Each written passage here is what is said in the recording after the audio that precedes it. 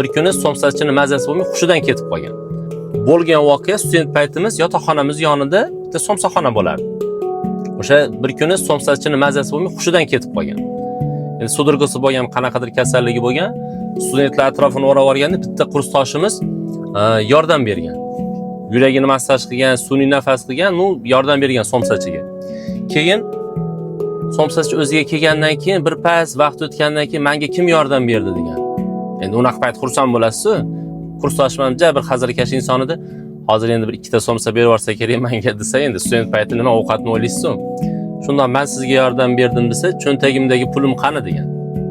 Endi o'zingiz o'ylang, shuncha odamni oldida qanaqa vaziyatga tushib qolasiz.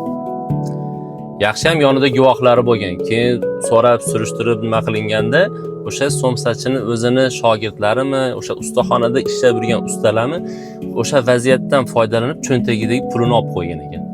Shuning uchun har qanaqa holatda ham imkon qadar bitta bo'lsa ham yoningizda guvoh bo'lish kerak.